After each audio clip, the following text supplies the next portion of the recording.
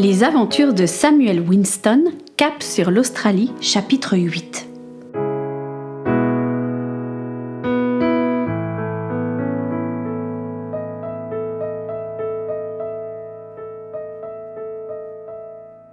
Samuel se retourna et se retrouva face à Lady Amelia. Oh, elle l'avait suivi! Une pensée traversa l'esprit du garçon. Elle avait vu Elisabeth, c'est trop tard. Mais devant l'urgence de la situation, il était bien content que quelqu'un soit là pour l'aider. Avec des gestes précis, Samuel montra à Amelia où la jambe d'Elisabeth se trouvait coincée. Aidé de la jeune lady, il recommença à faire levier avec la tige en fer. À deux, ils parvinrent à soulever le tonneau qui finalement bascula et libéra la jambe d'Elisabeth. Samuel s'agenouilla et prit son ami dans les bras. Lady Amelia se pencha sur la jambe blessée. Elle l'examina à la lueur de la lanterne et la manipula avec précaution.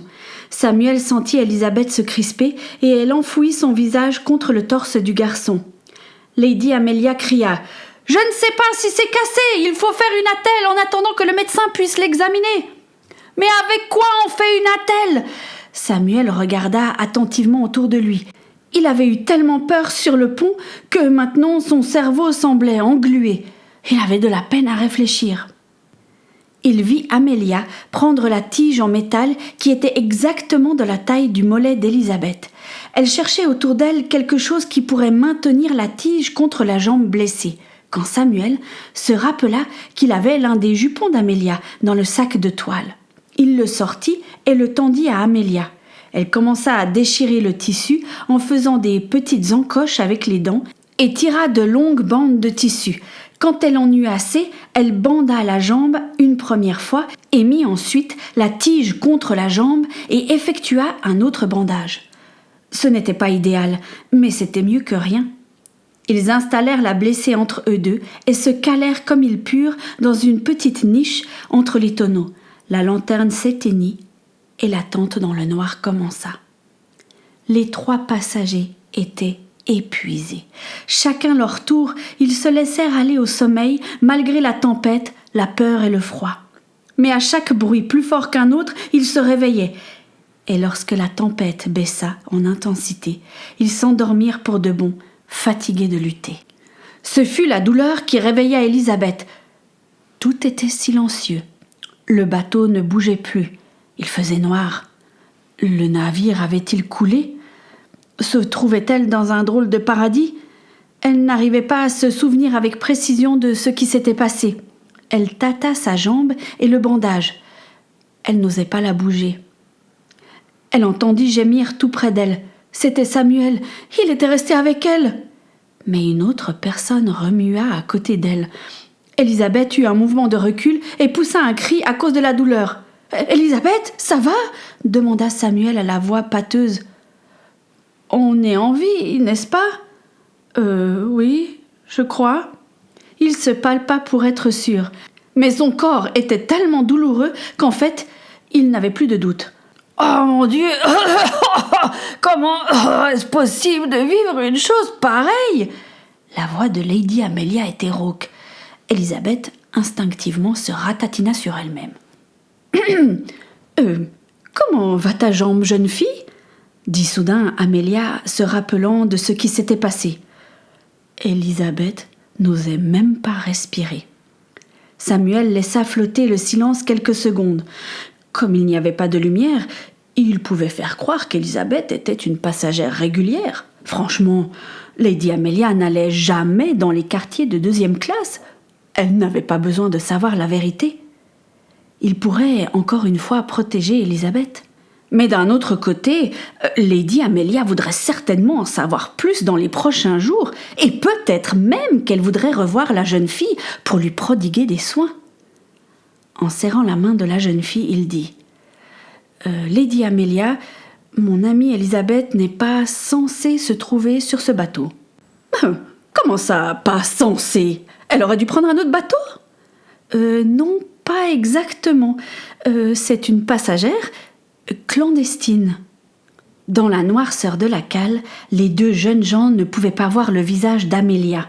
« Oh, s'il vous plaît, ne la dénoncez pas. »« Oh, je ne sais pas, pas si cela peut être possible. C'est un secret difficile à cacher, surtout sur un bateau. Lady Amelia s'arrêta de parler et Samuel retint son souffle. « Jeune homme, tu as eu un courage incroyable pendant la tempête. Tu n'as pas hésité à risquer ta vie pour me sauver, bien que ça ne soit pas ton but premier. » Elle marmonna. « Oui, ils vont m'entendre de m'avoir laissée comme ça toute seule. » Elle reprit. « Tu n'as pas hésité à braver la tempête pour aider ton ami. Je te suis redevable. Je ne vais rien dire. » Amelia réfléchit encore un instant. « En fait, je vais même vous aider. Oh, je m'ennuie, mais tellement sur ce bateau. Cela va être amusant de garder ce secret dans le dos de Blackburn. » Les deux amis lâchèrent un soupir de soulagement. Samuel n'était pas sûr que le mot « amusant » était celui qu'il aurait choisi. Mais le plus important était que Lady Amelia ne dénonce pas la passagère clandestine. Ils commencèrent à entendre des bruits et du remue-ménage au-dessus de leur tête.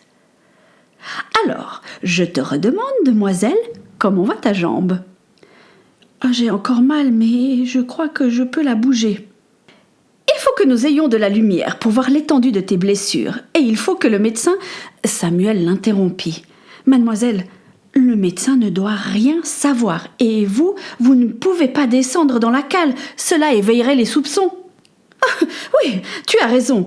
Où ai-je la tête ?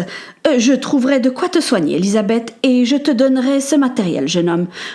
Au fait, comment s'appelle mon sauveur ? » ?»« Samuel Winston, mademoiselle. Mais il faut qu'on remonte. Je suis sûre que tout le monde est en train de vous chercher.